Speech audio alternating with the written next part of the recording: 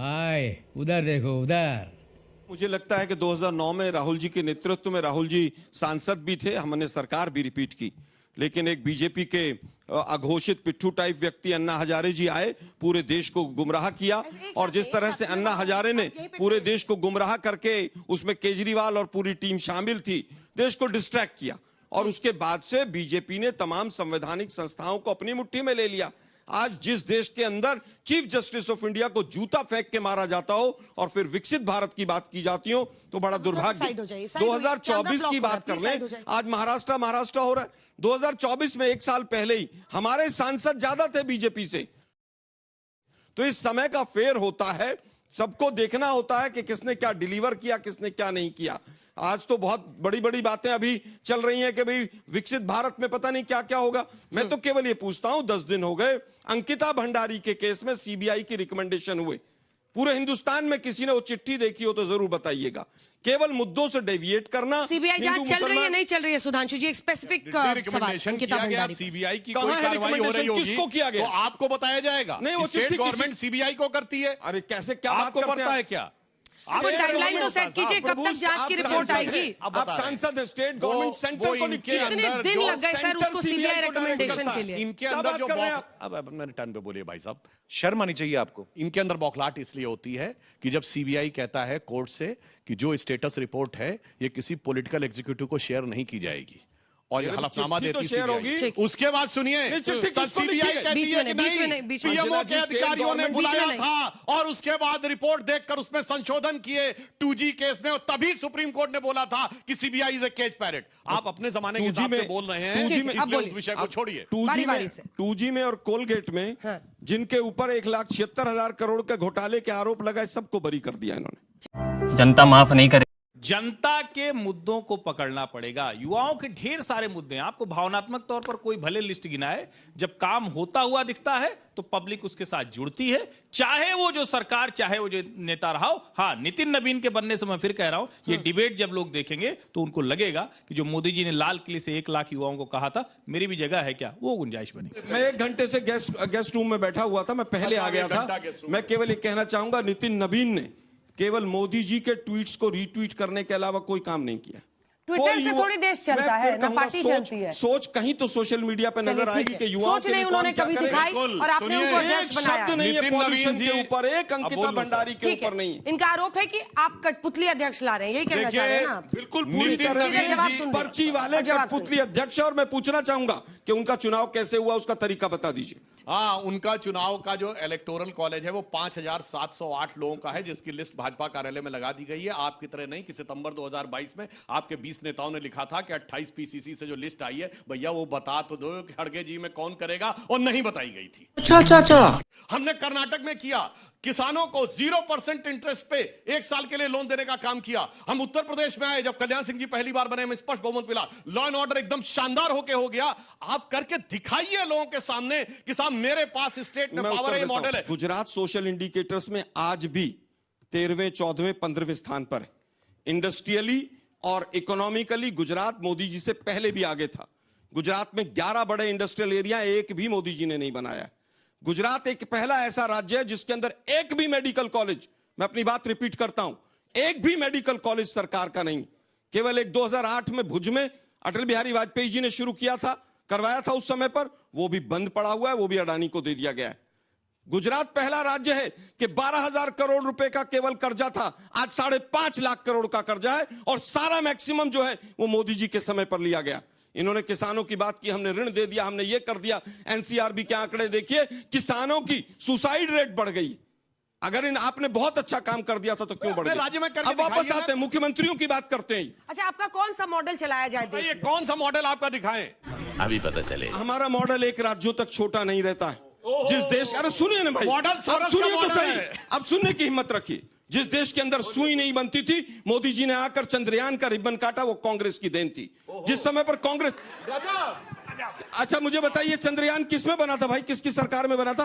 आप लोग हंस रहे, बताइए जरा। जी के समय में शुरू हुआ था, बताइए ना भाई जरा। एक कमाल की बात है, इसरो किसने बनाया था, बताइए। जो हंस रहे थे लोग, अगर मोदी सरकार डीआरडीओ किसने बनाया था, जरा बता दीजिए आप लोग। वापस अगर नहीं कर पाती है तो इसलिए कर लेते हैं। मैं आपके बीच में किसी के नहीं बोला, मैं केवल ये कहना चाहता हूं, तो आप बोलते ही आईआईटी हैं, से लेकिन लेकर ठीक है। आईआईएम तक, और जिस समय पर हमारे पास छत नहीं थी, उस समय पर भाखड़ा नांगल डैम से शुरुआत करके, और अगर मनमोहन सिंह जी की आखिरी सरकार रही, हमने लोगों को अधिकार देने का काम किया। अंजना जी ने कहा कौन सा मॉडल, हमने राइट टू इंफॉर्मेशन दिया, इन्होंने खत्म कर दिया। हमने राइट टू एजुकेशन दिया, उस पर इंप्लीमेंटेशन नहीं है। हमने फूड सिक्योरिटी बिल दिया, हम मनरेगा लेकर आए, केवल महात्मा गांधी के नाम को हटाने के चक्कर में इन्होंने पूरी योजना को समाप्त कर दिया। तुम चुल्लू भर पानी में जाके डूब के मर जाओ। आलोक शर्मा जी, अभी 5 राज्यों में चुनाव है, एक अगर असम छोड़ दे और पुडुचेरी, तो हालांकि आप स्टालिन के साथ हैं, वहां पर ममता बनर्जी हैं, डिफेंडर के तौर पर आप किस तरह से देख रहे हैं? नितिन नबीन के नेतृत्व में वो कह रहे हैं कि एकदम नई बयार चल गई है, नया युग आ गया है। जब देश के प्रधानमंत्री राजीव गांधी बने थे तो केवल 42 साल के थे, और उन्होंने युवाओं के लिए बहुत काम किया। और अच्छी बात है अगर आपने बता दिया, वो कंप्यूटर युग लेकर आए, टेक्नोलॉजी लेकर आए, युवाओं के लिए रोजगार के नए नए रास्ते खोले। युवा बनने से युवाओं के लिए क्या होता है, विषय ये है। विषय ये नहीं है कि कोई बुजुर्ग है तो वो युवाओं के लिए नहीं कर सकता। क्या इसका मतलब मोदी जी ने कुछ नहीं किया? वैसे तो नहीं किया उन्होंने। मुद्दे की बात यह है, हाँ, अगर आप कह रहे हैं कि केवल युवा ही कर सकता है तो आप खुद स्वीकार कर रहे हैं उसको। सही बात है। दुर्भाग्य यह है कि परंपरागत परिवारवाद से एक व्यक्ति आया, नड्डा जी को 5-6 साल हो गए थे, उनको बदलना था। आरएसएस और बीजेपी की टसल थी, एक पर्ची वाले कार्यकारी अध्यक्ष बना दिए गए। हमसे पूछते हैं चुनाव कब होगा, डेमोक्रेसी कब होगी, नड्डा जी के खिलाफ कौन चुनाव लड़ा था, नहीं बताएंगे। अमित शाह जी के खिलाफ कौन चुनाव लड़ा था, नहीं बताएंगे। पर्ची से नितिन नबीन को बना दिया।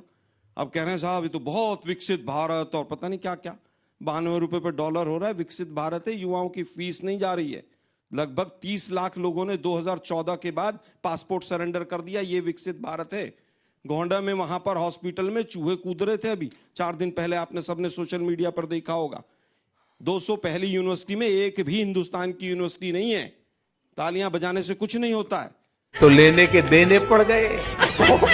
केवल आप मुझे बताइए, दिल्ली पॉल्यूशन के ऊपर सुप्रीम कोर्ट ने इतनी लताड़ लगाई है पिछले 2 महीने के अंदर, देश के प्रधानमंत्री और नितिन नबीन का कोई एक ट्वीट आया हो तो मुझे बता दीजिएगा। विकसित भारत यह है कि किस तरह से हथकड़ियां और बेड़ियां लगकर अमेरिका से हमारे तमाम जो नागरिक हैं वो आए हैं, उसमें ज्यादातर युवा थे। विकसित भारत यह है कि 2 दर्जन से ज्यादा लोग सीवर का पानी पी के इंदौर में मर गए। नितिन नबीन खामोश थे, किसी ने नितिन नबीन के कोई स्टेटमेंट सुना? युवाओं के तमाम जो भी सपने थे उनके ऊपर अगर सबसे ज्यादा किसी सरकार ने कुठाराघात किया है तो वो मोदी सरकार ने किया। अग्निवीर योजना लेकर आए, आज तक उस योजना से क्या प्लस है क्या माइनस है किसी को नहीं पता है। उसमें कहां से ग्रामीण क्षेत्र से, पहाड़ों से बच्चे जाते थे देश की सेवा के लिए, वो उसका कितना ग्राफ गिर गया है किसी को नहीं पता है। एजुकेशन की बात एक भाई ने बहुत अच्छी उठाई। मोदी जी के आने के बाद 40,000 स्कूल बीजेपी शासित राज्यों में बंद हुए हैं। क्या हुए हैं? बंद हुए हैं। दूसरी चीज, अभी अभी मां वैष्णो देवी के नाम पर एक मेडिकल कॉलेज था, उसको अभी 4 दिन पहले 6 दिन पहले इन्होंने बंद किया है। ये लोग बंद करना जानते हैं एजुकेशन संस्थाओं को। आरएसएस की सोच ही ये है कि 5 किलो राशन और शौचालय। दिल और दिमाग की बात मत करो, ये आरएसएस की पुरानी सोच रही है। समझ रहे हो? आने वाले समय में भारतीय जनता पार्टी और ताकतवर होते जा रही है, क्योंकि उनको राजनीति में चुनाव जीतने की कला आ गई है। अब चुनाव जीतने की जिसको कला आ गई है उसको हराने के लिए थोड़ा बहुत तो कलाकार बनना पड़ेगा। सुधांशु जी जवाब दीजिए, थोड़ा बहुत तो कलाकार बनना पड़ेगा आपको हराने के लिए। सारी व्यवस्थाएं आपके नियंत्रण में है, इसलिए आपको ये जीतें मिल रही हैं। चलिए एक बात का मैं प्रश्न पूछता हूं, इंडी गठबंधन तो हमारे नियंत्रण में नहीं है, कहे आप पे भरोसा नहीं कर पा रहा है। 24 के बाद जौन चुनाव हुआ, दिल्ली में आम आदमी पार्टी अलग हो गई, उत्तर प्रदेश के बाई इलेक्शंस में समाजवादी पार्टी कांग्रेस से अलग हो गई, महाराष्ट्र और अभी केरल में चुनाव हुए तो कम्युनिस्ट और कांग्रेस अलग अलग लड़े, महाराष्ट्र के चुनाव में शिवसेना उबाटा और कांग्रेस अलग अलग लड़े, और मैं पहले से बता दे रहा हूं बंगाल में दीदी और ये साथ मिलकर नहीं लड़ने वाले हैं। भैया ये बता दो तुम्हारे सहयोगी कौन चुरा रहा है? रुक, तेरे को बताते। देखिए आज जैन जी कहा जा रहा है, लेकिन हम लोग के समय में जब हम छोटे बच्चे थे तो हमको युवा बताया जाता था कि भाई युवाओं ने देश के लिए क्या किया है। मंगल पांडे जी की बात करो, चाहे स्वामी विवेकानंद जी की बात करो, मेरे आदर्श, मेरे भगवान भगत सिंह, राजगुरु सुखदेव, चंद्रशेखर आजाद, अशफाक उल्लाह खां, इन्होंने जो देश के लिए काम किया है, जो देश के लिए बलिदान दिया है, वो बचपन से हम लोग ने जिया है। मुझे खुशी अंजना जी इस बात की है कि आज 2026 का जो युवा है ये पढ़ाई करता है, लिखाई करता है, सोशल मीडिया देखता है, अपना अच्छा बुरा जानता है। मुझे खुशी हुई कि मंदिरों में 31 को 5-5 लाख 2-2 लाख युवा गए, लेकिन इसमें अभी सुधांशु भैया बोल रहे थे, बट इसमें भाजपा का क्या रोल है? अपने पैसे से जाते हैं, अपने विवेक बुद्धि से जाते हैं, देश बदल रहा है, ये देश सभी का है। अब ऐसा तो होगा, तो अब भाजपा की सरकार है तो भाजपा कहेगी देखो ये हमारा युवा है, कांग्रेस क्या जाएगी कहेगा हमारा युवा है। अरे युवा तो देश का है ना, तो युवा समझता है कि मुझे कौन अच्छा है, मेरे लिए कौन बुरा है। बात तो सही है। अभी हमारे साथी भारतीय जनता पार्टी के एक जैन जी की बात कर रहे हैं। माननीय मोदी जी ने अपने सभी सीनियर को मार्गदर्शक मंडल में डाल दिया और अपना एक्सटेंशन कर लिया।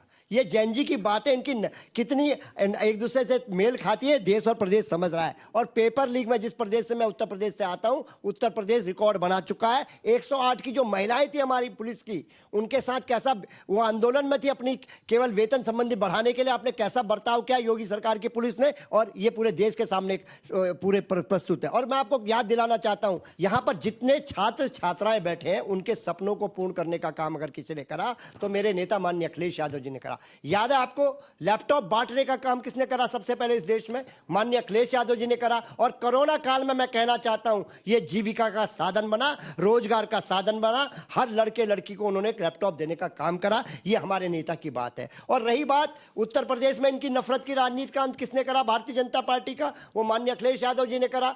आज हम उत्तर प्रदेश की सबसे बड़ी पार्टी है, 37 सांसदों के साथ खड़े, और ये चुनाव की बात हुई है मैडम, आज जो रिजल्ट आया उस पर जरूर मैं बात करना चाहता हूं। और मैं कहना चाहता हूं, अभी वोट चोरी की बात कर रहे हैं, अब तो वोट चोरी नहीं, अब भारतीय जनता पार्टी नई चोरी करने लगी है। बंगाल में क्या चोरी करने गए थे? डाटा चोर नहीं करने लगे विपक्ष के लोगों को। ये झूठ है, झूठ है। देश ये समझ रहा है, देश जान रहा है कि आज आप लोग किस प्रकार विपक्ष के लोगों को, पहले आप महाराष्ट्र ने देखा, रात के अंधेरे में आपने सरकार को गिराने का काम करा। अब विपक्षियों के आप लोगों को जब हरा नहीं पा रहे हो माननीय ममता बनर्जी जी को, तो उनके आप लोग अपने ईडी का इस्तेमाल इसलिए करोगे कि उनका डाटा चुरा लोगे?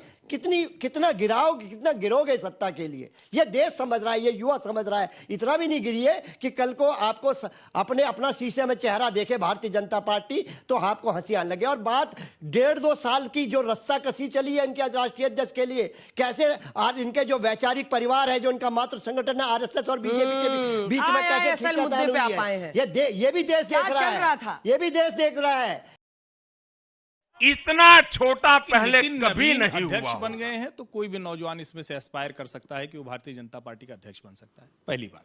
दूसरी बात ये कि अगर युवा होना बहुत कुछ होता तो तेजस्वी यादव भी युवा हैं। और अभी बताया जोशी जी ने कि अखिलेश यादव सबसे कम उम्र के बन गए थे, तो उनके पिताजी बना गए थे लेकिन सत्ता दोहरा नहीं पाए, यानी नौजवानों का भरोसा जीत नहीं पाए। अब बीच में जोशी जी, बीच में देखिए ना परिणाम, देश जानता है नरेंद्र मोदी पर देश का भरोसा है। आप लोग तो 2004 में पहली बार राहुल गांधी सत्ता में आए थे। राहुल गांधी की उम्र है 55 वर्ष। की लीडरशिप ने राहुल गांधी की उम्र है 55 वर्ष, 34 वर्ष से 55 के ऊपर हो गए और जनता का भरोसा नहीं जीत पा रहे हैं। तो युवा होना उम्र के लिहाज से ये कोई नौजवानों को समझने कोई पैमाना नहीं। नरेंद्र मोदी समझ लेते हैं, ममता बनर्जी समझ लेती हैं, स्टालिन समझ लेते हैं, पिनराई विजयन समझ लेते हैं, तो ये कोई पैमाना नहीं। हां, ये जरूर है कि नौजवान ये जरूर देखेगा कि नितिन नवीन 45 साल की उम्र में आके क्या कर रहे हैं और बड़ा बोझ हम लोग डाल दे रहे हैं उनके ऊपर। अभी बेचारे राज्य की राजनीति से आए हैं, सही में इनमें से कोई जानता नहीं, बहुत कम लोग जानते। जिस दिन बने थे तो सबको खोजना पड़ा था कितने बार वो विधायक बने, कहां से हैं, क्या कुछ है। ठीक